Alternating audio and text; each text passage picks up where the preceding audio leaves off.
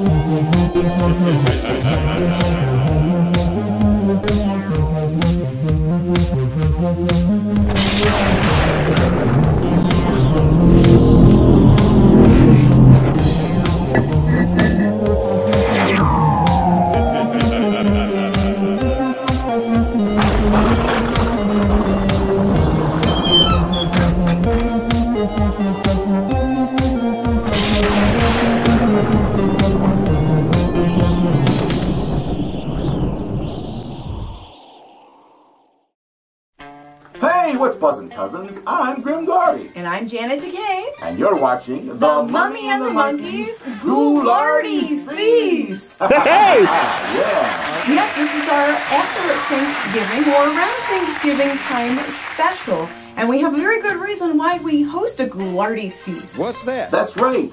Because usually around this time of the year, we would head over to the Ghoulardi-Feast. Yeah, that's right. That's a really cool convention that's put on, oh gosh, for at least the past 20 years here in Cleveland, Ohio, that has everything Cleveland nostalgia, media, pop culture, stuff like that, television shows, radio personalities. Yes, and it's all named after the late, great Ernie Anderson, who portrayed the character Ghoulardi on Channel 8 from 1963 to 1966 here in Cleveland, Ohio.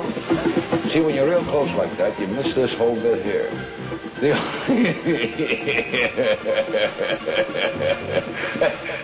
Oh, boy.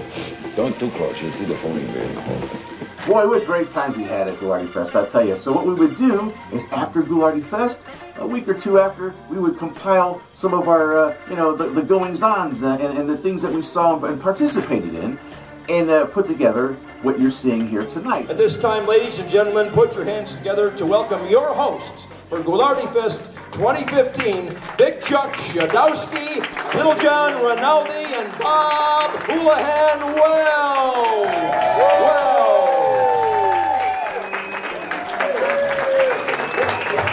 Thank you, everybody.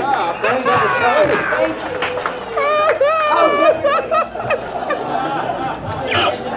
Can't take them anywhere. The past couple of years, they haven't had the Ghoulardi-Feast convention, but we hope that they bring it back for 2023. Indeed. So this is our 2022 edition of Ghoulardi-Feast, even though there wasn't a fest this year. But we're not going to let that stop us bringing you something special and fun this holiday season. Yes, and we have a very special documentary we're going to be playing that has never been seen before. Well, it might have been seen a little bit in the 90s. It only aired once on television. That's true. Excuse me, I'm still digesting yesterday's turkey meal. Oh, Grimm, wow. Oh, some good vittles we had yesterday. So there you go. Full yet? Don't be. Save some room for what we got in store for you tonight. Let me tell you, it's going to be a treat. Yes, and this is definitely a treat of a documentary for you guys tonight. All about the history of a very obscure television show that aired in 1957. That's right, it was called The Adventures of Johnny McQueen, Cleveland's own Private Eye.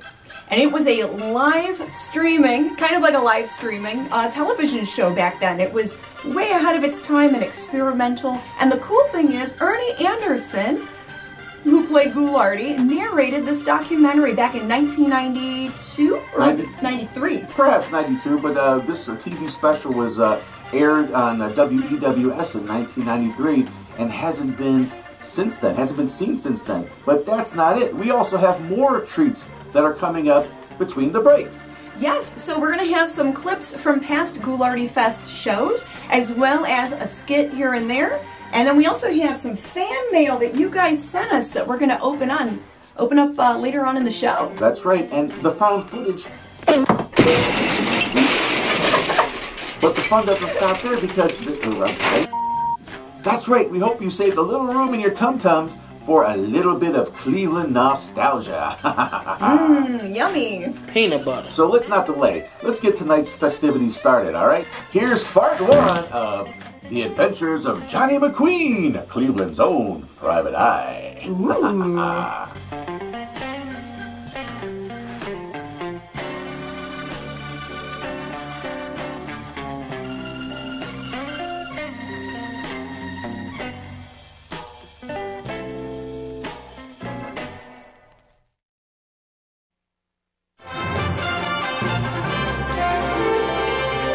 It's a newsroom now.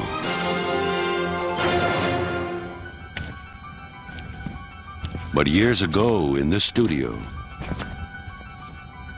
there was a dream called Johnny McQueen that became a reality on Cleveland television.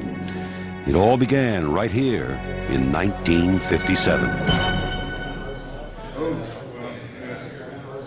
If only the walls could talk. Okay, quiet, please. Thanks for coming to the audition. It's all yours. Show us your stuff. Okay. Who wants to know about McQueen? That's me, John Alexander McQueen, lace curtain Irish from East Cleveland. I got a law practice about as big as Lucky Luciano's. You know why? Because I spent 7 years on the Cleveland police force while I went to law school at night. So I got a reputation, being a cop. Everybody comes to me with their troubles. The Adventures of Johnny McQueen. You've never heard of it? Well, I'm not surprised. But in 1957, this TV show was the talk of the town.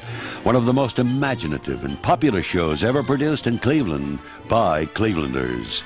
Johnny McQueen was Cleveland's first and only television detective series, and the last dramatic television series ever produced in our hometown.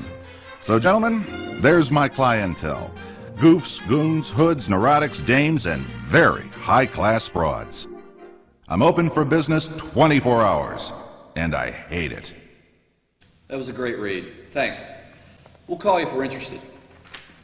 Next. This is a true story about a chapter in Cleveland's broadcast history. How it came to be, how it was, and how it went. The Adventures of Johnny McQueen was more than just another experiment in the early days of television. It was Cleveland's show. Its genuine charm and success can be attributed to one thing. No one told them it couldn't be done. Johnny McQueen, a Cleveland original, will be back in a moment.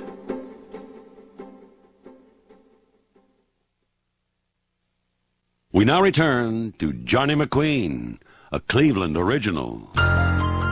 It's 1957. Welcome to the best location in the nation, Cleveland, Ohio, a city in motion. Cleveland was a wonderful city. The fifth city, big market, the city of trees and parks and championship athletic teams, and a great place. And we were all very, very proud of Cleveland. The city in those days was a lot different. Cleveland was like the fifth largest city in the United States. It was a leader. It wasn't a follower. Cleveland was a winner. Radio was king of the airwaves. There were 3 daily newspapers to cover the beats, and just as many TV stations. Cleveland television was, after all, just 10 years old. It was still the new kid on the block. Only half the homes in the viewing area were graced with this box that was fast becoming the focal point of living room decor. Our local stations mirrored the rest of the country with shows to air from the can, the film can. Comedy, variety, drama, game shows. Whether we knew it or not, television was growing up in front of our very eyes. Not all shows were network.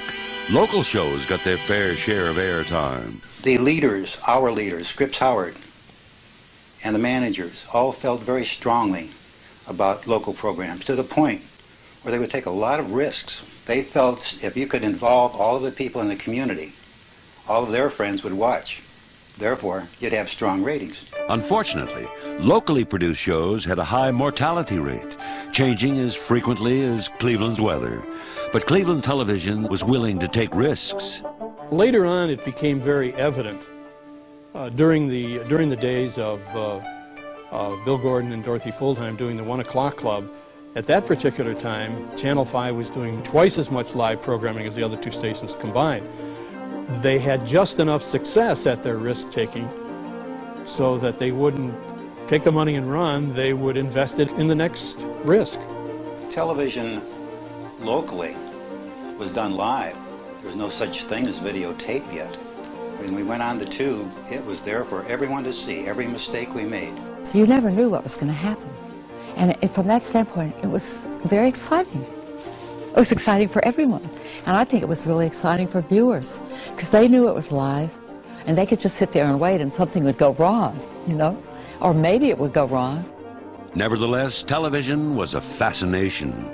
It didn't matter if it was a national or local show, as long as it had entertainment value. This included one of the most popular genres, the whodunits, law enforcement, detectives, private eyes. Enter Alan Douglas and Aaron Fox. Alan Douglas was the wunderkind of Cleveland broadcasting in the 50s. He came out of the gate fast to prove his stuff at Channel 5, but he wanted more than just news and talk. He wanted action. Alan had a very unique position in Cleveland broadcasting. He was an air performer. He was the weatherman, I believe, on the 11 o'clock news on Channel 5. And so he had a lot of exposure. And at the same time, he was in the unique situation of being a salesman, selling television time on Channel 5. And so Alan, in order to interest me in doing more and more commercial television, would make sales calls with me, and we turned out to be a very effective team, and we got lots of business for my advertising agency. Aaron Fox was the ad man, a rising star in Cleveland's advertising community. Aaron's love for the performing arts and his passion to work in seconds instead of pages drew him to the glamour of the broadcast medium, radio, and this relatively new thing called television. From there, we segued into the idea of, why don't we do a live dramatic television show? To which I replied, a what? This is where our mystery begins. Alan had actually produced a live dramatic show in Cleveland prior to our involvement. And he said, together we can do it. You can help me find a sponsor for it, and you're a creative guy. We can work together on the production and so on and so forth. And I think at the time there was Martin Caine, Private Eye. And he had quite a bit of exposure on television. And Alan said, why don't we have a Private Eye? And I said, why don't we have Cleveland's own Private Eye? I said, we have plenty of need for detectives in Cleveland. And Alan came up with the name Johnny McQueen. And I said, why McQueen? And he said, well, there are a lot of Irish folks in Cleveland. And I said, okay, fine, Johnny McQueen. It will be. And so began Johnny McQueen, Cleveland's own Private Eye. Alan Douglas and Aaron Fox were determined. They had the drive and the imagination, but who would bring Johnny to life? Both Alan Douglas and myself knew Carl, and we knew that physically he was this prepossessing, tough guy type, and that he was a fine actor and a hard-working guy. That Carl was Carl with a K, Carl Mackey. I plugged into it through Alan Douglas primarily because I had acted in a series called On Stage, and so I had met Alan there, and when he came up with the idea of Johnny McQueen, and he talked with Aaron Fox, and they started to discuss who in the heck could play Johnny McQueen, I guess my name must have come up. Carl Mackey was a logical choice. He was perfect for the part. Carl had a lengthy list of theater, radio, and television credits. But he was most noted for the part-time job he turned into a full-time career in 1954. As the managing director of Lakewood Little Theater, he was ready for the challenge. Now, to make it happen, Alan and Aaron needed an angel, a sponsor, whatever. Somebody had to pay the freight. Aaron, the ad man, had an in with the Chrysler Plymouth Dealers Association, so he called one of its officers, Phil Fleischman. And I called him and asked if we might make a presentation to them. And I told him what we had in mind, and strangely enough, Phil thought, well, that sounds like a good idea. I thought he would laugh at us. And I broke the news to Alan and to Carl, and I said, I have a chance to make a pitch to sell the show.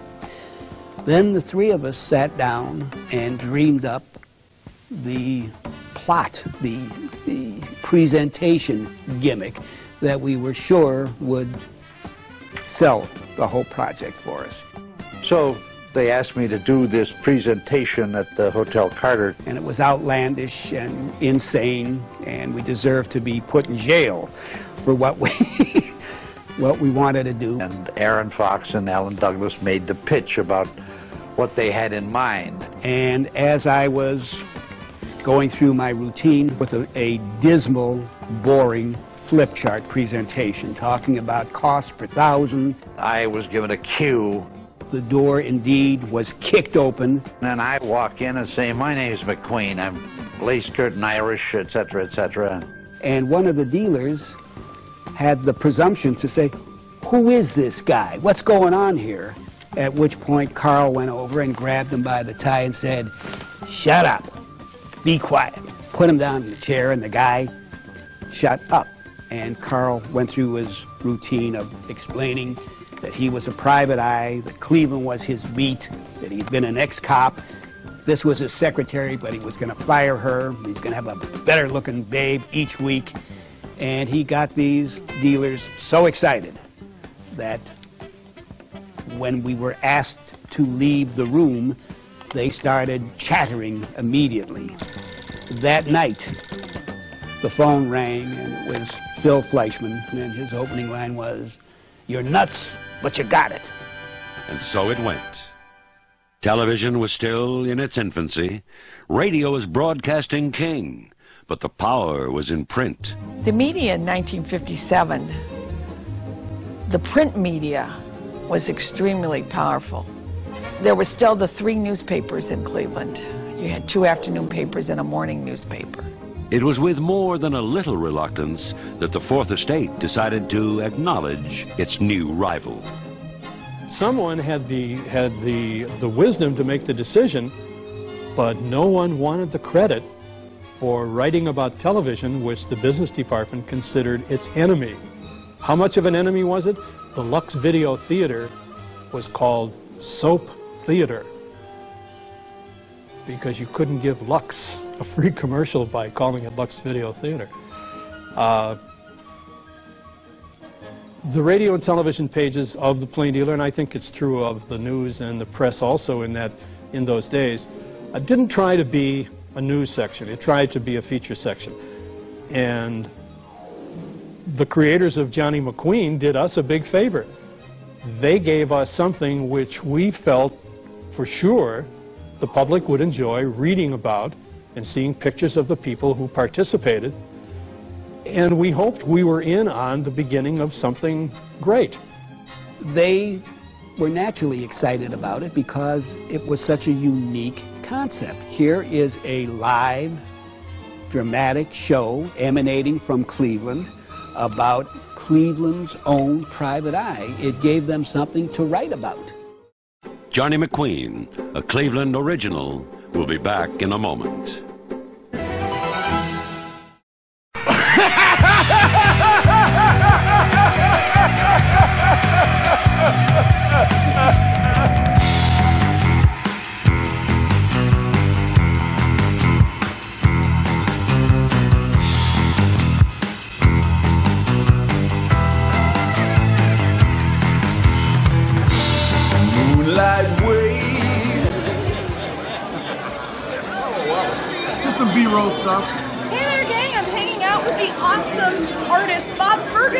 from the Big Chuck and Little John show. And much, much more. And much, much more. Yeah. And much, yeah. He designs these awesome sculptures. Look at There this. you go. Woo! A Ghoulardi. A Ghoulardi. Ghoulardi. Get it right, Decay. Ghoulardi. Here he is. All right. Like the Arby's commercial. And your shirt looks awesome. Thank you. There ain't nothing without the stuffing. And then we've got Tony here with his awesome shirt. This is way cool. Howdy, duties. Always a fun time here at Ghoulardi-Feast. Hey, Ghoulardi-Feast, Grimm Gorri back here, and I'm here, we're all here with the amazing one and only Dave Ivey from the Ghoul Show. I would say he needs no introduction, but you know, for those who don't know, shame on you. Hey, Dave, how you doing? Welcome to Ghoulardi-Feast. I'm doing all right. I managed to make my way down here my first time. Yeah, and what do you think so far? Oh, it's great. Nice to see so many Ghoul fans in one place. So you're known for drawing a lot of the cartoons and a lot of animations that were shown on the show back in the 70s, correct? That is correct. I did a bunch of animated cartoons for the show. I'm selling them on DVDs here. I got 9 cartoons on there with 13 minutes of bonus footage of my own private home movies, color and sound, that I'd shot on the set back in the 70s. You got it. And thank you for drawing that nice little picture of Decay and I. We will treasure it forever. We're going to hang it up on our set. Great. I'm glad you like that.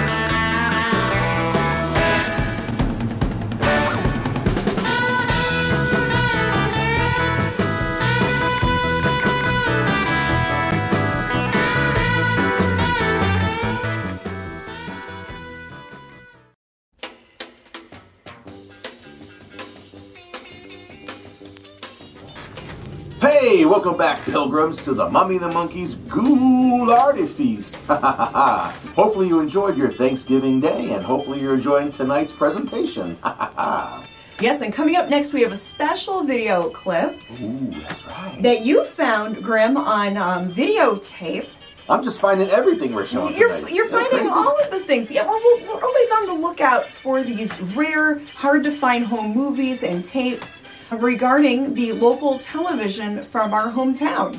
That's right, and if any of you out there have anything like this on videotape or Super 8 or whatever the media is, just drop us a line at themummyandthemonkey@gmail.com. We'd love to hear from you. And maybe we can help you get that onto a DVD, or if you want to, we could share it with the rest of the world.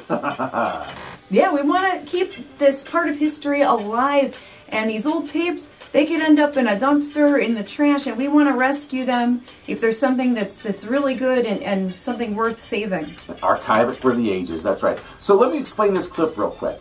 So, I'm weird, okay? I like to pick up, like you said, VHS tapes that look like they might have been taped off a television, or might say someone's like home movies on it. I don't know, I'm weird like that. I'm a voyeur, I guess. He is weird, he is. A video voyeur, I am. Yeah. But, luckily, as fate would have it, there were some old Super 8 films that were being projected onto a screen, and they were videotaping it with a video camera, and the family who was doing this was talking through the film. And as fate would have it, there's a little segment in here where there's 2 little girls at their little birthday party in the 60s, and you know all this because, again, the family's talking over the film as the footage is rolling.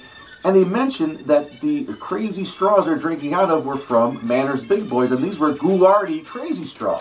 Wow, yeah, because when Ghoulardi was on TV and in his heyday here, Manners Big Boy had like their own special Ghoulardi drink and Ghoulardi cup with crazy straws. Here is the clip of the Ghoulardi crazy straws. Oh, Chippewa Lake. That's what I was thinking. You're right, Colleen. It must be. Okay. It must be Chippewa Lake Park.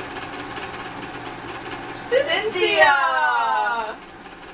Claudia and Karen. With our crazy straws, our Ghoulardi crazy straws. And that blue gunk that you're drinking. You drink blue gunk or drink? I love blue. That looks like me. Right there in the picture. Well, it's me. And that looks like me right there. That looked almost like fast food, too, you guys were eating. It was a part of it was from Manners. Yeah, it is fast. Cynthia. What did riot? Was it like a blue milkshake or something? Yes. Yeah, it was, you know, when they... Ghoulardi-Shake. I can't think, yeah, it was called Ghoulardi-Shake, but it was called... Blue Food. No, they had a name for it. It was real funny. But those burgers are from... Manners. Big Boys. From Bob's Big Boy is what you used to get those from. Baby Claudia. It's hard to keep her little head up. Angry. So sly. Oh, wasn't that Wow. great? How cute, huh? That was great, like a little time capsule, Grimm. That is neat, and you can rest assured that I am going to be always on the lookout for stuff like that, okay? Oh yeah, we're always on the lookout. Well, something else to look out for, we've got part 2 of the Johnny McQueen documentary coming right up. All right, more fun and festivities right here on The Mummy and the Monkeys Ghoulardi-Feast 2022.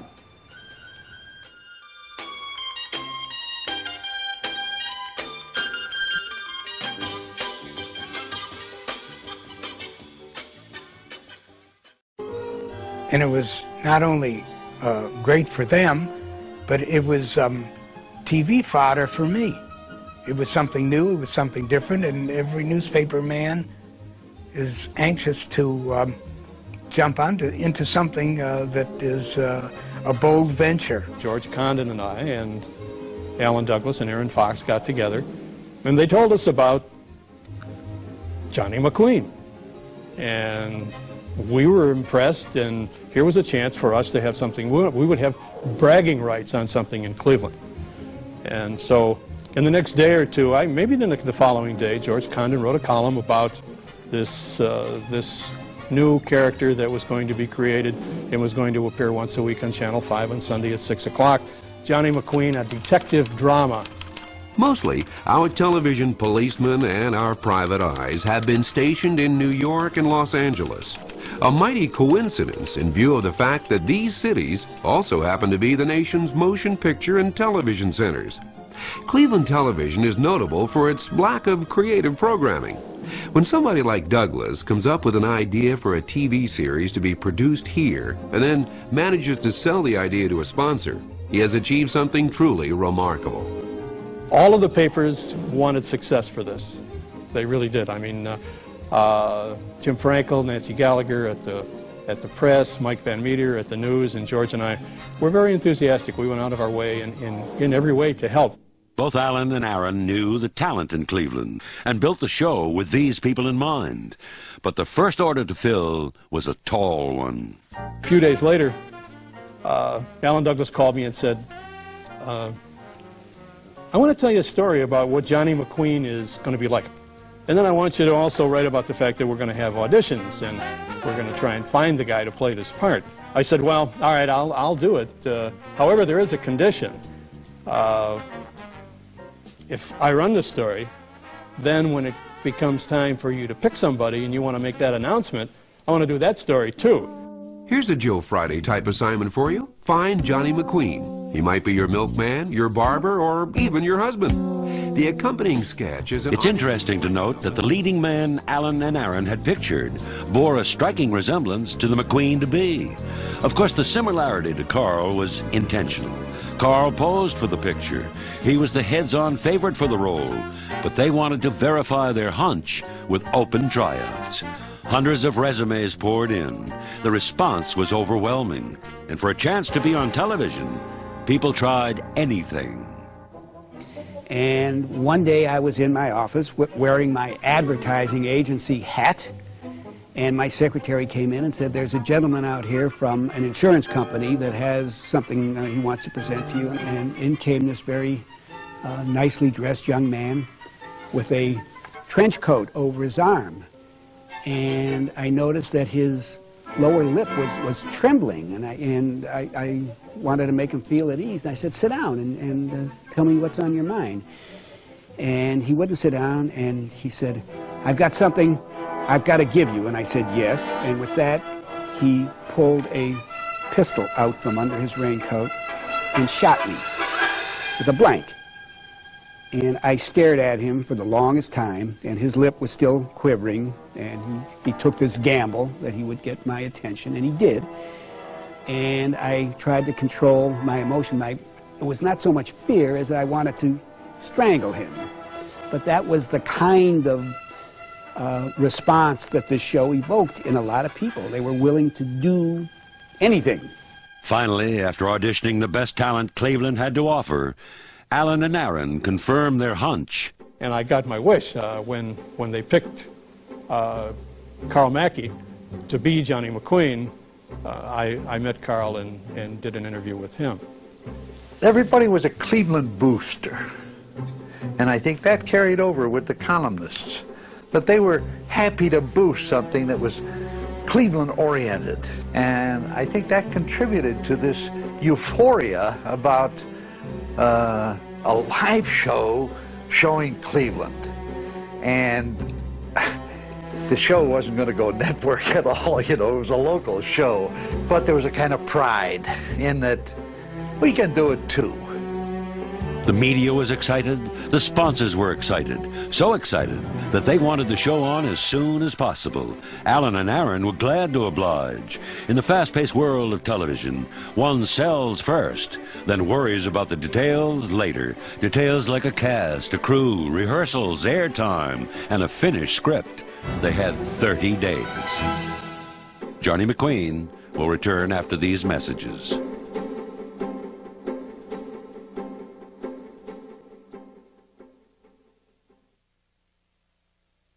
We now return to Johnny McQueen, a Cleveland original.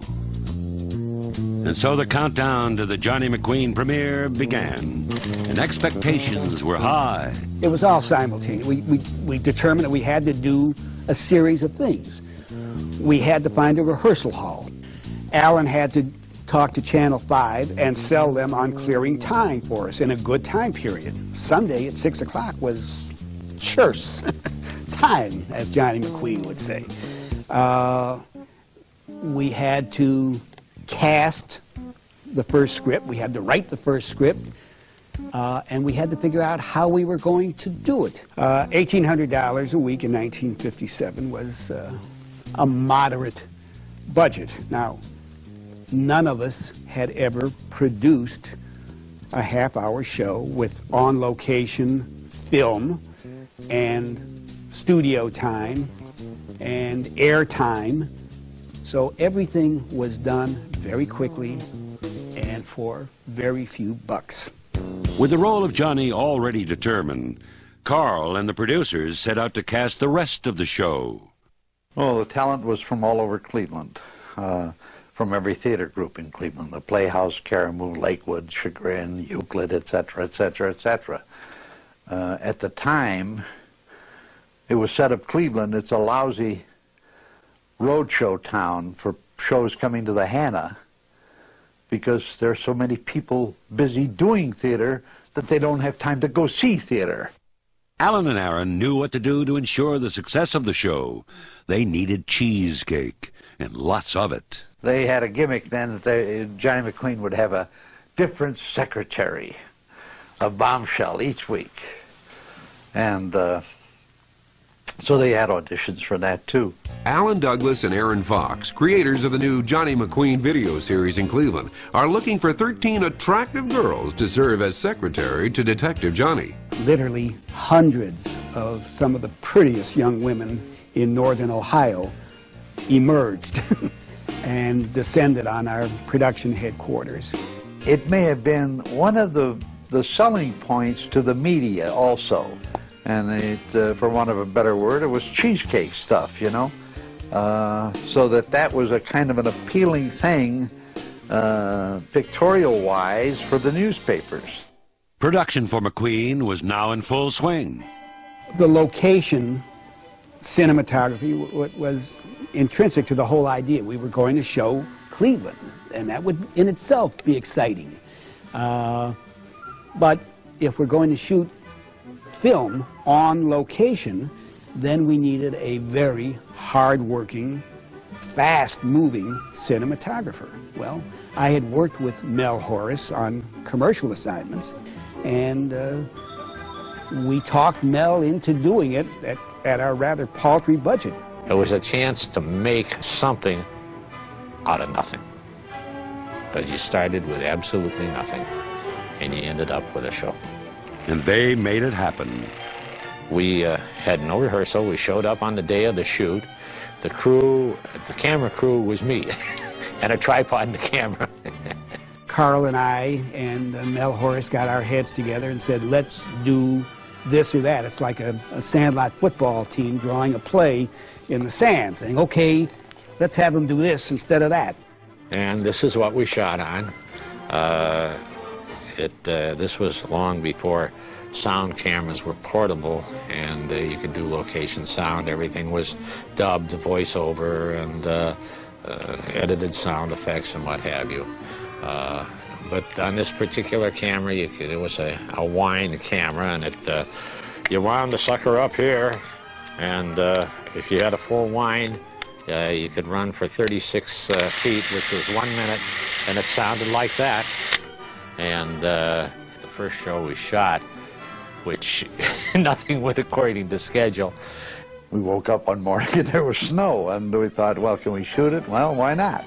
So it all worked out, but it was, you know, shoot what's there, make it happen. But what about the commercials? Instead of the traditional announcer getting up at a break in the drama and doing a pitch, which everyone would turn off, I said, let's have McQueen very subtly work it in. I said, it will sound believable. So I would leave my building, we'd get in the car and take off. And meanwhile, the narration was while I was driving down Euclid Avenue in that trusty Plymouth and talk about the advantages of the Plymouth and the push-button drive and all that. We were always going somewhere where the storyline would be continued then. It wasn't an original idea, but it had never been tried in Cleveland. Those were kind of hectic too, those driving sequences. We'd be on the Shoreway, and Ed File or Mel Horace would be in a convertible ahead of us with their, you know, head to the eyepiece, and then making motions like, come closer, that's close enough, stay there. And then they'd have to wave to the bad guys to pass them so that they could pan after them. And we wanted every second we could get to advance the plot and the action. McQueen never drove anything but a Chrysler product. Usually I drove a Plymouth. Sometimes I'd have a Dodge. Rarely I'd have a DeSoto, and almost never was I given a Chrysler. The Chryslers were reserved for the bad guys. Whatever the car was, you know, and if McQueen had a different secretary every week, he also jumped into a different vehicle every week. Nobody seemed to notice or find it as a plot flaw that this starving private eye had all these fancy cars. The premiere was rapidly approaching, and the publicity picked up at a fevered pace. Queens for McQueen are lined up and ready to go on the new Johnny McQueen Adventure Series starting Sunday. The first show, here it is, suddenly time to go to the post. At 6 o'clock on Sunday, we're going to be on the air. Are we going to look like sublime idiots, or is something going to really happen? Rehearsals were hectic. There were about 3 rehearsals outside of the studio before you got to the studio. On the day of the show, and then you had like 2 hours, I think, to rehearse. But in that space of time, they were also doing the set. And the set couldn't often be put up until the very last minute because the studio was in use for other things too. There was chaos in that studio. We had an hour of on-camera rehearsal. The rehearsals, the camera rehearsals, were out there, and you're acting and playing a scene, and there's an A-ladder over your head because they're fixing up the lights. And you can't see the person you're acting with because the ladder's in the way. Ladders were clanging. Nobody knew what kind of lighting plots were required. People were bumping into each other. But I would prepare the script for all the shots. So I could turn it over to Earl Keyes at WEWS, and then he called the show while we did it live. To do what we were doing, what they're doing at the network, and you got a whole theater, a movie theater, and you got all week to practice in it. And we never had that kind of kind of experience. It was just really fly by the seat of your pants. We'd be about 3/4 of the way through the rehearsal when someone would say, 2 minutes to airtime. Johnny McQueen, a Cleveland original, will be back in a moment.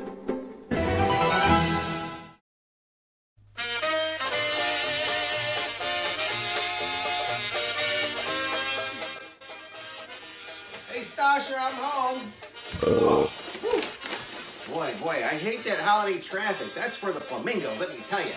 Especially around that Parmatown Mall area. Boy, the people there are just insane.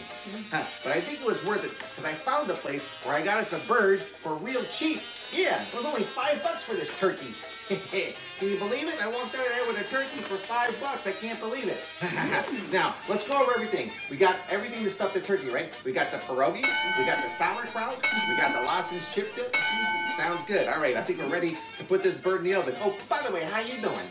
Don't worry, you're eating. It's not polite to talk with your mouth full, you know. Anyway, let's get down to business. Let's see what I got for my $5. Yeah, it's a little light, but it's just you and me this year, so we don't need much. Well, at least they packed it really good. Look at that. Wow. Well, I guess they're doing their part, recycling, right? Okay.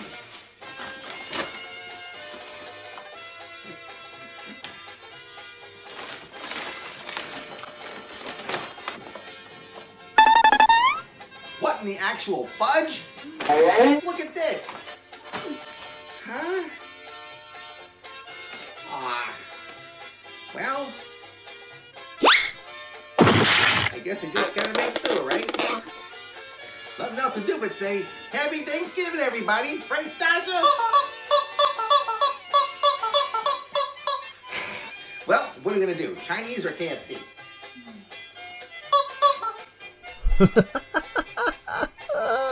Well, I guess you get what you pay for, and sometimes a little bit less.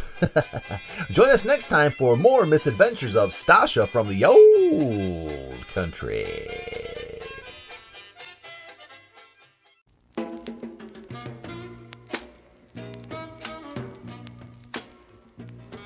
Hey, welcome back everyone to the Mummy and the Monkeys Ghoulardi-Feast special. Hope you're enjoying the show. Yes, and we're at the halfway point, and we have some great fan mail we wanted to open. There's some cards here that were sent by you, the viewer. That's so nice. I always like receiving fan mail. So much fun. That's awesome. So there's a card or something here. It looks like from Steve in Detroit, Michigan. Detroit, Michigan. Steven in Detroit. What did Steven send us on this turkey day? Let's open this. And it says, wishing you a happy Thanksgiving. Oh, how sweet. Oh, how cool. Is there any money or lottery tickets in there? No. It says, have a wonderful day to Janet and Grimm. A heartfelt wish for the simple pleasures of family, fun, and laughter. Giving and caring, loving and sharing at Thanksgiving and ever after. Oh, so nice. How nice. Thank you, Steve. Yeah, put that right up here. For the turkey. Will it stand up there? Yeah, it will. Okay. Why won't it? All right, and let's see. The next card is actually to you, Grimm. To moi. It says it's from Bobby Harvey Jr. in Cleveland, Ohio. I don't recognize the name. Can you open that? Or do you need help? I don't recognize the name. Who's Bobby Harvey Jr.? Oh, that Bobby Harvey Jr. That Bobby Harvey Jr. Hey, happy Thanksgiving, Bobby Harvey Jr. So you open that one next. I will. Here we go. Ooh, it's no money or lottery tickets in this one either. No. Guys are slacking. You know, it's the thought that counts, Grimm. We love reading the cards. Of course. Yeah. This one says, if you asked a turkey what it thought about Thanksgiving, and know what it would say? Probably something foul. Oh. Happy Thanksgiving. Let's hold it up to the camera You there. can do that. Well, I had to read it first, right? Yeah, and then there's some cool stickers and stuff in there. He always stickers up his stuff. I love it. Yeah, thank you, Bobby. Yeah, put it right there. Okay, and then he also sent me a card. Oh. So he sent us each a card. That's so nice. He always does. Wow. There are so many things to be thankful for this year. I just don't know where to start. And there's a dog dressed like a pilgrim. That's really cute. Very, very cute. And it says, mind if I start with you? From Bobby Harvey Jr. And he's got a bunch of stickers in there. Aw, thank you. It's very, very nice. That's very sweet. Cool. Okay. What's that up there? Yeah, we've got one more. Another card. one? Yeah, one more from Neil in Lansing, Kansas. Wow. All the way from Kansas. And That's where Dorothy's from, right? And yeah, Dorothy's from Kansas, from Wizard of Oz. That's right. Wait, they stick the stuffing where? Oh. Says the turkey. Wait, they stick the stuffing where? That's what the turkey's asking. Oh. That's what she said, LOL. Hi-oh. That's what he added. Hope your Thanksgiving is free of unpleasant surprises. And remember, gravy is considered a beverage. Neil Blech. Even I wouldn't go there. I don't think I could drink gravy, but it's all gravy. Thanks for sending the card, dude. That's very, very cool. Very cool. Thank you, Neil from Kansas. That's really sweet. And if you would like to send us something in the mail, and you don't have to wait till Thanksgiving, you can send it to the address below. Yes, you can send it to our mailing address. They're on the screen and in the video description if you're watching this on YouTube. And we love to hear from you fans out there. We love the cards. It's just really sweet. So we're grateful for you guys. Lottery tickets, cash, excuse me. Sorry, a little piece of some turkey fat caught in my throat. Anyway. Alrighty then. Well, let's get back to more of this awesome documentary, Johnny McQueen. That's right. The legend continues right here on The Mummy and the Monkeys Ghoulardi-Feast 2022. Yum, yum, yum, yum, yum, yum, yum. Give me some more of that. Where's my spoon and fork?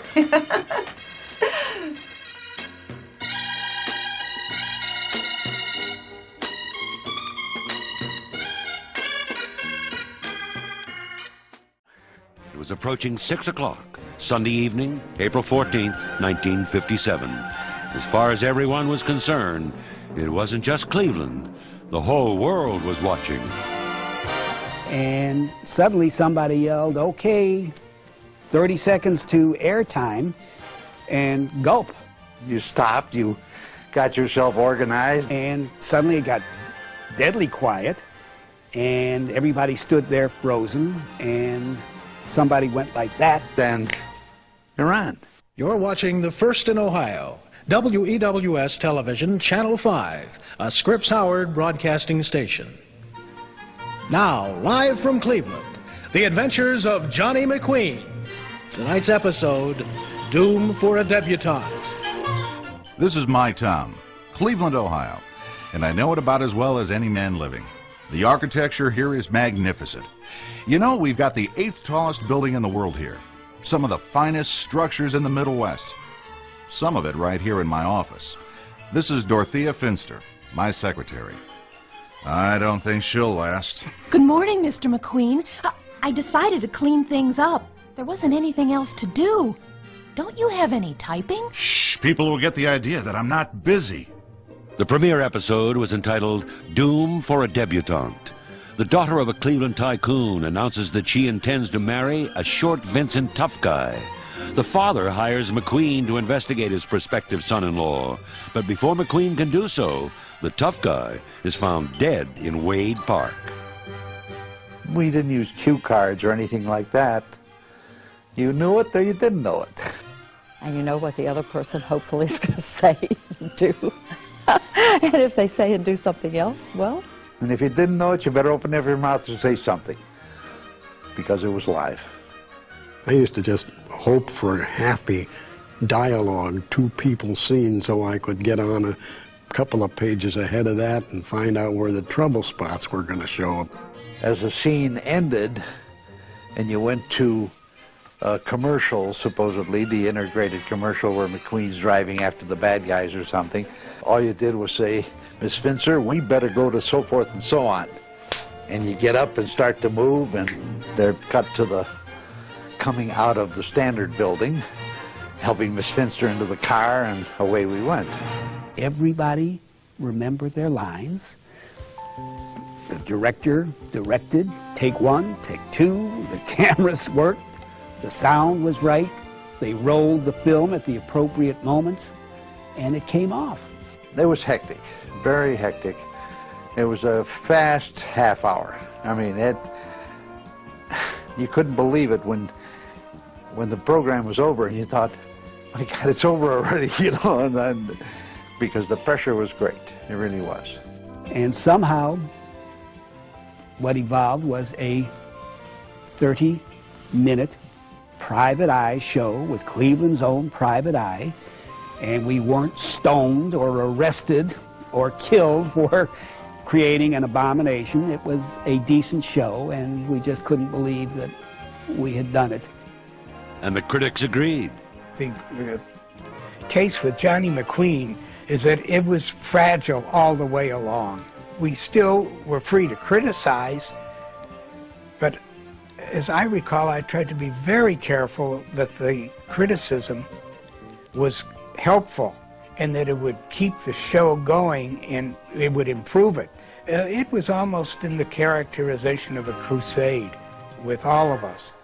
Maurice Van Meter of the Cleveland News made a very favorable comparison. There was plenty of fast gunning on television Sunday night. The three plays I watched were The Adventures of Johnny McQueen, The Cab Driver, and Alfred Hitchcock Presents. If you put all three of these crime stories side by side, I feel you'd be inclined to give Johnny McQueen a vote of goodwill, if not of confidence.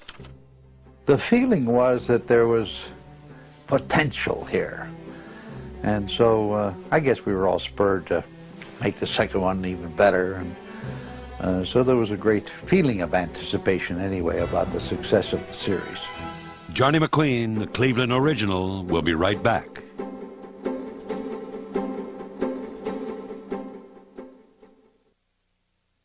We now return to Johnny McQueen, a Cleveland original. Hundreds of letters and postcards poured in.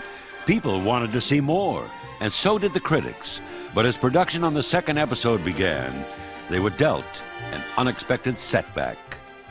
Alan Douglas, the man who helped create Johnny McQueen, has withdrawn from the Cleveland-produced video series due to the press of his other WEWS duties.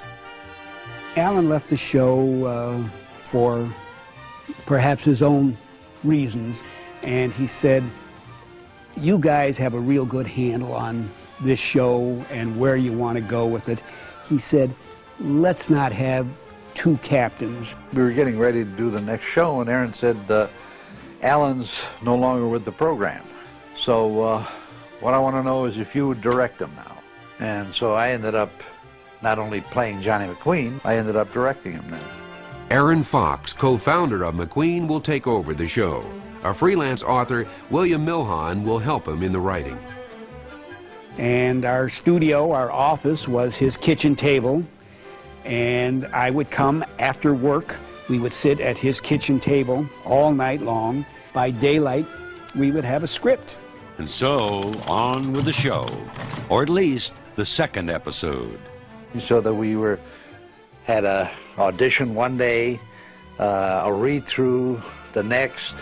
The next we were probably out shooting the movie stuff that was going to have to be integrated in that script. And then that day later or that night or the next morning be rehearsing the script. And I often wasn't learning lines until, Saturday. And the show went on Sunday. Now, live from Cleveland, The Adventures of Johnny McQueen. Starring Carl Mackey, Patty Rowe, Joe Berg, Arnold Palmer, and a special appearance by Bill Smoochie Gordon. Bill Gordon, at that point in his career, was perhaps the preeminent air performer in Cleveland. When he was on the, I believe it was WHK, and he would say, "All right, it's time for a horn honk." And he would say, "All right, now 50,000 automobile horns would honk on cue," because Bill had asked him to do it. He's the Pied Piper of radio. So to get him in his busy schedule was a coup. And I get this phone call. I said, "Would you like to come downtown and get in a convertible with Patty Rowe?" And again, the mystique of the Johnny McQueen show. I said, "Well, sure, let's do it." And who will I meet? Patty Rowe. We used to date one another at the College of Worcester when I was in the Navy back a long time ago. We'd tell him where to show up, when, put him behind the wheel of a DeSoto and say, "Okay, drive down here and pick up Patty Rowe." So we get in this car, this Chrysler-type automobile with a top down.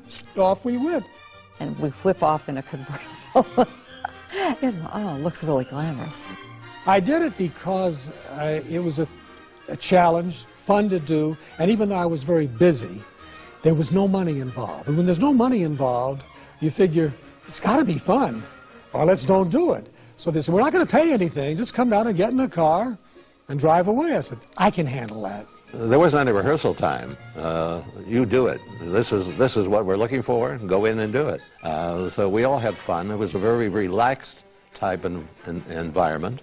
There was no pressure except do it. And so we did it, and it came out, we thought, very well. There's nothing that beats a live performance. It's just, I mean, the adrenaline runs like it's never going to run again. And so the second episode aired. Now even the public responded in its letters to the editor. I heartily concur with your opinion of the Johnny McQueen adventures. It leaves one with such a warm glow after viewing our own wonderful Cleveland scenes on TV. I'd like to know how come he didn't put any money in the parking meter when he parked in front of the police station. I know if my dad did that, he certainly I enjoy Johnny McQueen TV stories on WEWS very much. The local color adds to the story's interest. The commercials are interesting too. I like the way they come twist and tween. Hope Johnny is here to stay. First, about you, you write like some amateur schoolboy. The things you pick stink most of the time. If I were you, I'd throw in the towel and quit, especially when you try to praise a TV show before you see it. That Johnny McQueen show, whew! For the first few minutes we had it on, I almost had to call the fumigators. A.T. Lipinski. Well, not everyone was a McQueen fan, but more and more people tuned in. So we had a lot of publicity. Lee, my wife, was just saying the other day, you know, she couldn't believe it that 2 weeks after we were on the air, we'd be out someplace and she'd hear somebody say, "Ah, look, there's Johnny McQueen." We couldn't believe it. I mean, the show had only been on for 2 weeks, and people recognized him already. That reaction from the man in the street is what made it. Johnny McQueen was getting more press, more viewers, and a new cameraman. When the pressure, business pressure of Mel Horace's new studio, you know, demanded that he leave, I immediately thought of Ed File. I had worked with him on many commercial projects, and I called Ed and I tried to sugarcoat the assignment. I said, "Ed, it's a piece of cake, you'll have fun." Everybody who's making films has this fantasy of doing dramatic stuff. And when he saw what he was into, this running from location to location, all hours of the day and night, under all weather conditions, he kind of looked at both Carl and myself and said, "This ain't exactly what you described to me, Aaron." But to his credit, he stayed with it. If you enjoy filmmaking, then you enjoy doing these things. When I was writing the script, I had locations in mind. I knew this place in the flats. I knew this place out in here and there. So I just drew on my memory for where we might shoot. Pretty much we were told, show up at a gym at East 9th and Carnegie, upstairs of an old firehouse, and that was the place where the gym was. When I had a part for a black prize fighter, Franklin Johnson of Karamu was perfect. Franklin is an athletic-looking guy and a handsome guy, but he said, "Aaron, I'm not a fighter. Who do I have to fight?" Well, in this scene, he had to box Rocky Castellani, who was either the middleweight champion or the #1 contender. And Johnson never forgave me for pushing him into that situation. Carl and I edited the film.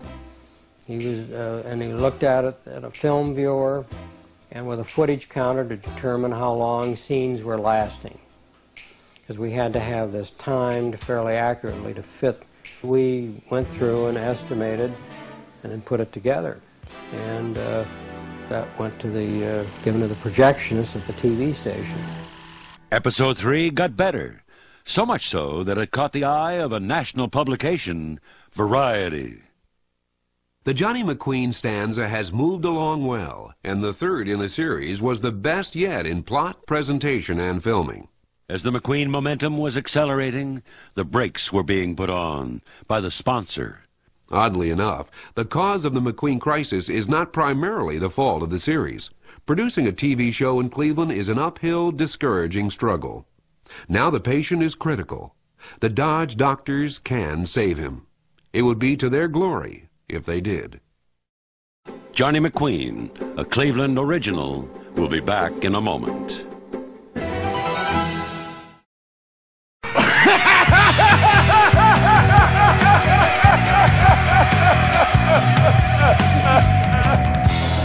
Please welcome your hosts, Big Chuck Shadowski, Little John Rinaldi, and Hooligan Bob Wells.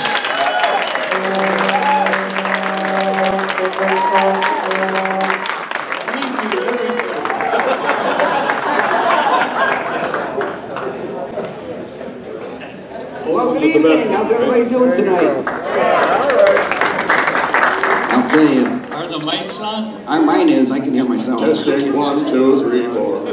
This is the hardest thing to do, folks, by the way. I'm listening to Fox 8, and I'm talking to you, and they're talking to me in my ear. That's the hardest thing to do. Multitasking, is that? You were good at it. You were good at it. I am not. Okay. Thank you. Welcome. 2017. Big Chuck, Little John Ghoulardi-Feast. So, are you guys having a good time yet? There you go. We'll put an end to that real quick, okay? Hey, how many of you guys went to the Guns N' Roses concert yesterday? Not many, huh? Well, let me tell you, Chuck used to remember, and Hula used to remember, when it used to be Muskets and Daisies. Oh, man. Where are you getting that? I actually made that up. Popular as ever. There we go. Again, welcome. Thank you very much. I'm going to boogie on it over there because I got to be on in 5 minutes. And hope you have a good time. Stop by our booth and say hi. We'd like to meet you. Thank you, guys. See you later.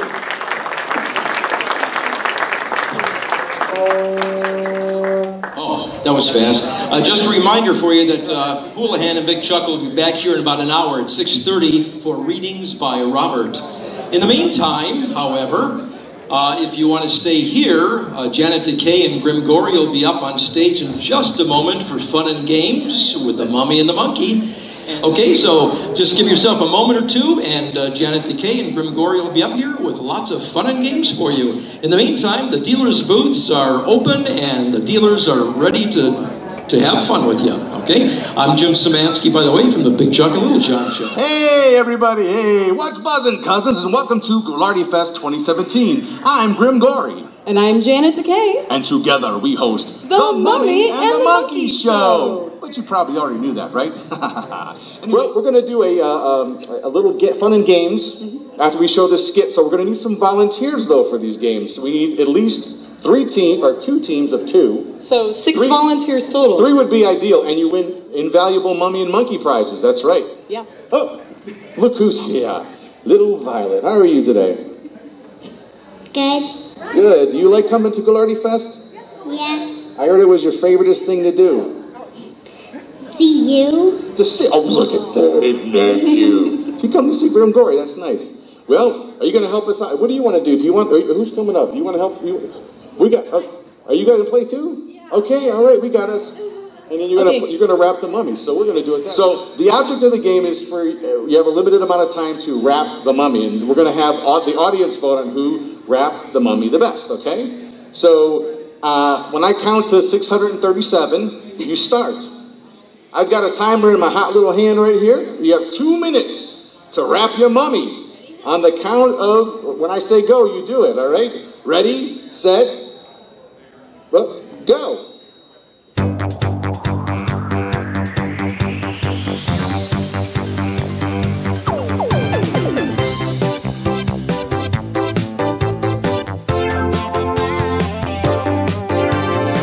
All right, stop, everybody, stop. Oh, I made a little noise. That's a cool phone. There you go. All right. Okay, now. It's up to you, the audience out there, to judge who wrapped their mummy the best. Let's start out with Violet. Team Violet. Okay, that's pretty good. I like that. No, I'm okay. You don't have to start with me. Hey, look who's here at Ghoulardi-Feast 2017. It's the Schlockmeister. I brought pie. These guys are the pie guy today. Because it's Janet Decay's birthday, and who has a birthday without a birthday pie? That's right. Or is that, am I wrong? Pumpkin pie is my favorite. Oh! And it is almost Halloween. Nice save, Janet. So, good job. Well, guess what? We also got you a cake.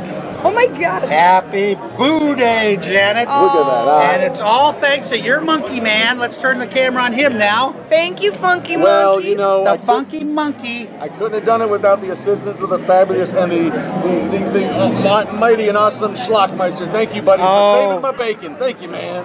I'm driving. I'm driving for Uber Eats now, so. Uber Eats. I deliver food. Get there? Yes, I deliver food. Love you, buddy. Anyway, it's Janet's little bee day today on the 29th of this October. Say bee day? Yeah, that's right. Boo day. Watch your monkey paws. Don't get hair on the cake. These are little cupcakes. That's the cool thing about this. So everyone can have one. And my mask has a built-in spit guard, so there you go. Oh, I want the chocolate one. Yes, we figured you like chocolate. Yeah, and can I keep the spider? Yes, you can. He's really cute. All right. Maybe you can make that a hair accessory in the future. I could, and it matches my shirt and my purple boots. Purple boots. Look at that. Whoa. So happy birthday, Janet. Happy birthday. Give her a monkey. Give her a monkey mash kiss. There we go. Wow. All right. I saw a little banana tongue in there. I don't even know what I'm talking about. That even grossed me out. Yes. Nice. All right, guys. You guys look great. Just give yourselves a hug and. Happy birthday, Janet. Thank you, Grimm. Where else would you want to spend it than here at Ghoulardi-Feast? The best. All right. Bahamas? No, I'm just kidding. Best weekend ever. Security's kicking me out now, but you guys have fun eating. Bye. See ya.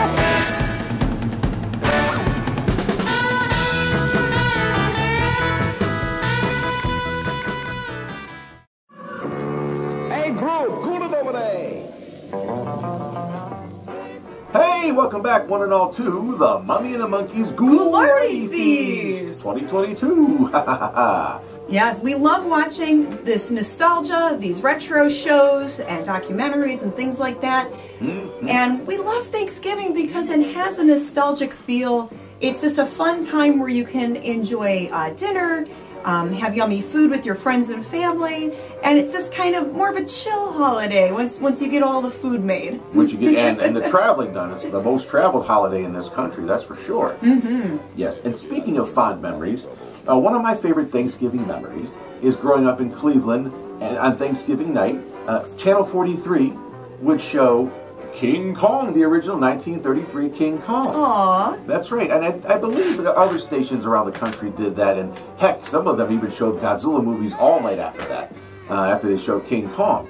But yeah, and here in Cleveland, Ohio, they would show King Kong at least for about 5 or 6 years, I believe, from the mid to late 70s until the early 80s. They did this as a Thanksgiving tradition, and I still hate the ending of it, but you know, it is what it is, because Kong comes back to life the next year. Yeah, we love Kong, and you really do, Grimm. Is he a relative of yours? Everyone asks me that. You know. I don't think so, and I don't like bananas, so there. You don't? I thought you did. Not a banana to be found on the Thanksgiving table. No way, Jose. Oh, okay. I thought you liked bananas. I don't like them. I love them. I don't know. I'm a very. Well, you had seconds of the banana turkey stuffing that I made. It was like banana and apple and cranberry. And you didn't have first. You didn't like it, but you made it. No, I wasn't a big fan, but I was hoping you would like it. Yeah, maybe one year let me stuff your turkey. Okay. Okay. Well, on that note, if you guys have Thanksgiving holiday memories that you want to share, you can put it in the YouTube comments below, or you could send us an email. That's right. And even though we're not live tonight, sorry, we are here with you in spirit. That's right. And probably passed out in a coma. A turkey coma. A tryptophan turkey coma. And if you guys like this video, you can check out our Harry Scary Hangout show that we usually host live on Friday nights on our YouTube channel and on Public Media Network. That's right. Yeah, the fun never has to end when it comes to mummy monkeying around. That's right. All right, quick show of hands. How many people wore sweatpants to the dinner table last night? All right, that's what I thought. All right, well, with that, let's get on to the next segment of Johnny McQueen, Cleveland's own private eye, right here on The Mummy and the Monkeys Ghoulardi-Feast.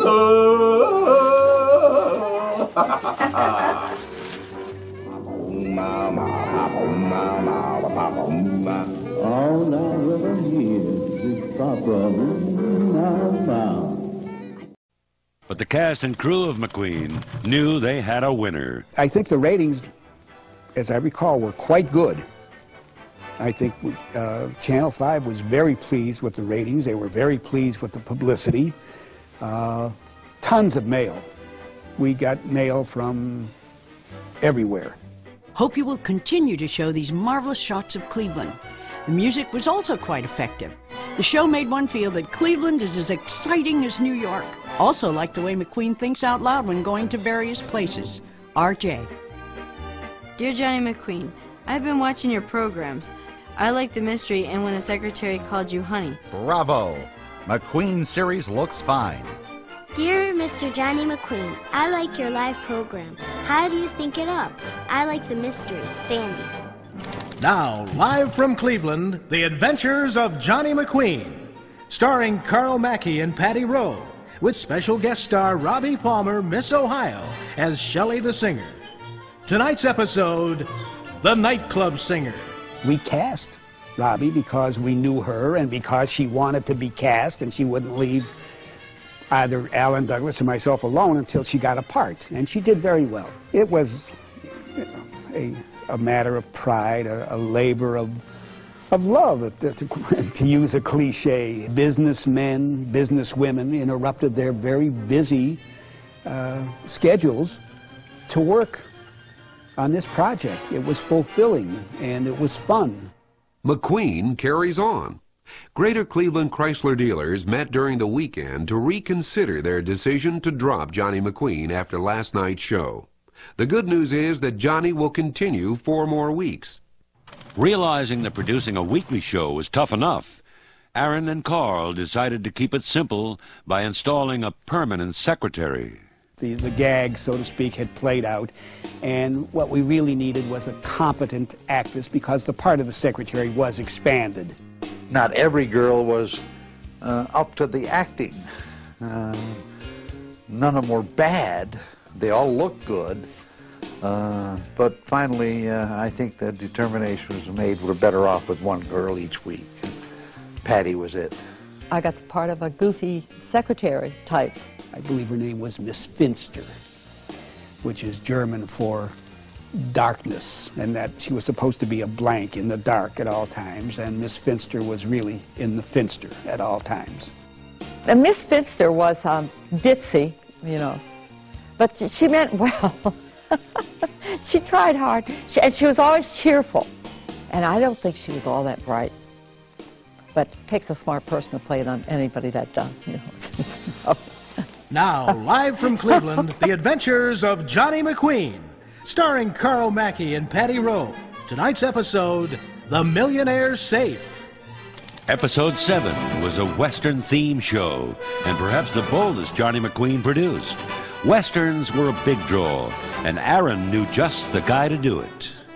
Tom Shem was a very, very unusual and intelligent guy, and he was very good with a Colt 44. He could take it out and spin it and so forth. He was a Western buff, but it was inevitable that he would come to me and say he had an idea for a Western script, which he did. Tom Shem played a Matt Dillon type character. He was a cowboy star on a television show, and he was coming into Cleveland, and he had been received some threats, so McQueen was hired to protect him. In fact, that is the script in which Nancy Gallagher appeared. I'm sure I got cast in Johnny McQueen because they wanted a publicity story, and it was fun, and then it gave me something to write about. It was interesting. I found it very interesting. So we did a takeoff on the Gunsmoke scene with a camera between the marshal's legs, showing the bad guy, who was Tom Slowey, in the distance. And they were going to have a shootout. So we shoot the thing, and Slowey, who gets hit, instead of falling backward, which the .45 slug would have done to him, he falls forward, you know. Well, at any rate, we didn't reshoot it. That was it. All the on-location shoots were frenetic. That's how it was. We ran from, literally ran from location to location. Grab this shot, grab that shot. If an airplane was taking off, we said, hold it for a second till we get the shot, and people accommodated us. They realized that we were struggling. Then we had a scene where Shem and his entourage are arriving at the airport. So we have them coming down the stairway from an airplane, and we have them get into convertibles, and we go downtown, and the people are just supposedly, yay, there's cowboy heroes in town. Well, the long shots that we had of the convertible with Slowey and Shem waving to the crowd shows no crowd. Just, you know, people going, what the hell's going on here? So we finally solved the problem by shooting close up. By the end of May, the crew of Johnny McQueen finally gets a break in their grueling weekly production schedule, thanks to preempting by a televised Cleveland Indians game. That breather gave Aaron Fox a chance to read some new scripts from a best-selling author, no less. Dan Tyler Moore, I think, had been in the, what was then the OSS. He had written a book called The Terrible Game. It was about spy missions. He called me and said, hey, he has an idea for a script. He just sort of came out of the woodwork when he heard about the show and was right there and made a very valuable contribution. His scripts were quite good, quite professional. Thanks to Dan Tyler Moore's reputation and talent, Johnny McQueen had a fresh spark. Now, live from Cleveland, The Adventures of Johnny McQueen, starring Carl Mackey and Patty Rowe. Johnny probes the adventures of a young stamp collector in another story by best-selling Cleveland author Dan Tyler Moore. Tonight's episode, The British Guiana Magenta. As Aaron and the sponsors had originally agreed, Johnny McQueen took a summer vacation after episode 9, with the intention of returning in the fall with 16 new shows, and it looked like the show would return. It never happened. Episode 9 was the final show. The real sad thing really was when we were on the air for 9 weeks, and we thought, okay, we're off for the summer now, we'll come back in the fall, and we got all summer to really work up something. And the Chrysler Plymouth dealers had decided against it. In spite of the tremendous publicity that they were getting, I think they chose a calmer, saner route. Let's buy something that's already packaged on film and produced in Hollywood. We know what we've got, and let's relax. And they bought Highway Patrol with Broderick Crawford for $2,000 a week, I guess. And that was so simple. You know, it's a program was in a can and they put it on. This was live TV. There was no videotape. No kinescopes were shot. After episode 9, Johnny McQueen became a memory. Dear Johnny McQueen, I like your occupation. I like it when you captured the bandit. You are smart. You are a great man. I wish you had another mystery. The end. Johnny McQueen was, in fact, a Cleveland original. There was never another show like it to hit the airwaves in Cleveland.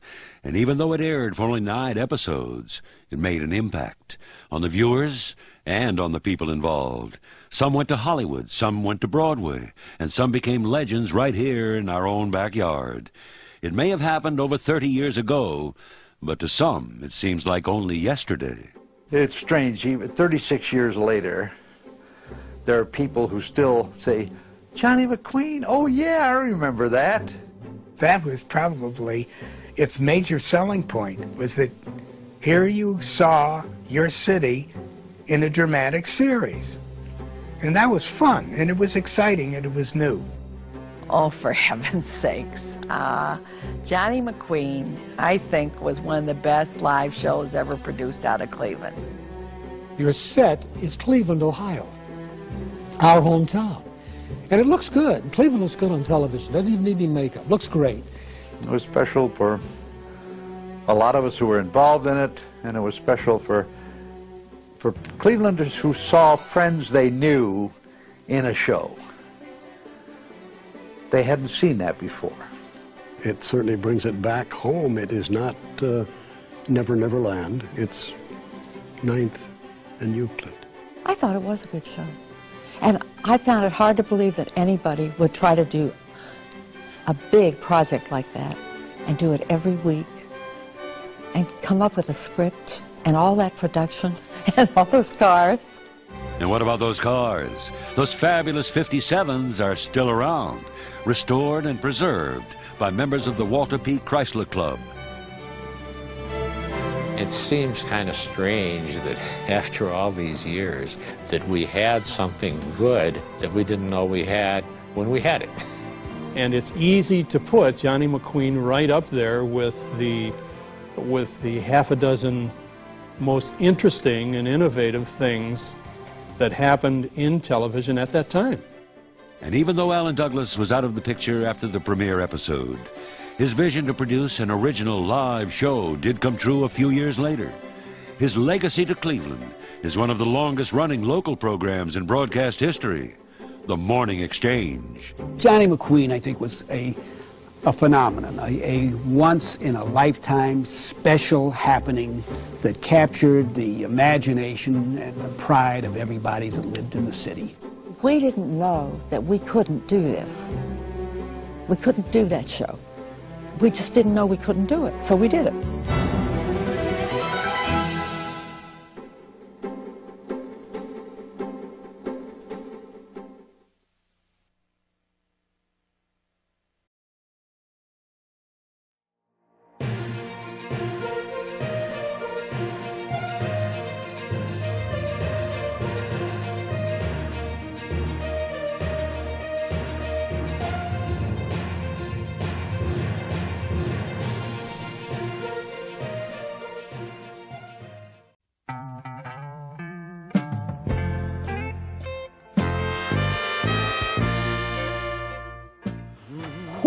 Oh, wow.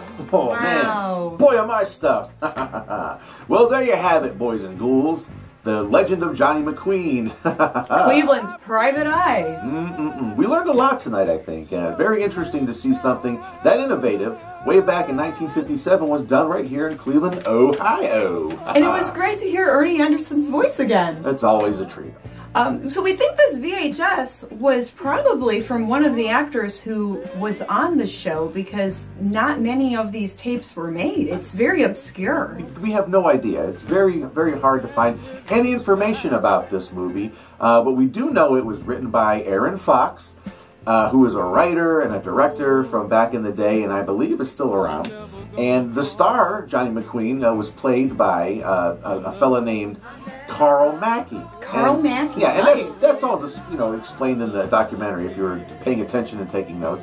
But I did look up Carl Mackey on the interwebs and found out that he actually played Mr. Jingling back in 1964, I believe. Wow, Mr. That's an old Jingling then. That's right. Well, he's the keeper of the keys. He's Santa's top elf. Yeah. Anyway, so there's very, it's kind of hard to find anything about this, but we'll probably do some more research and see what else we could dig up on the Johnny McQueen thing, all right?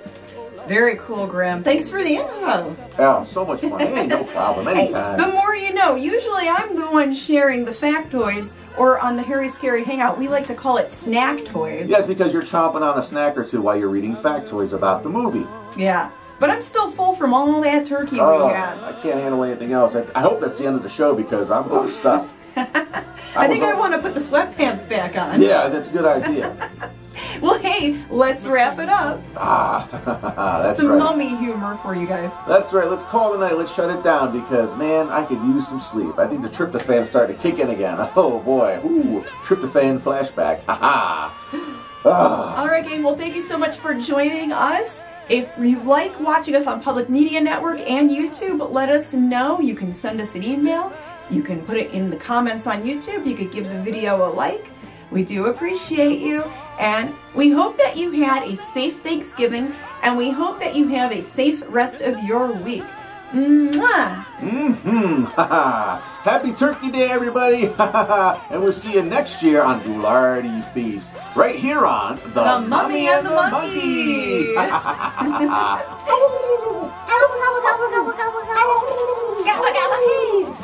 Gobble, gobble, hey, gobble, gobble, ha, gobble, gobble, gobble, gobble, hoo.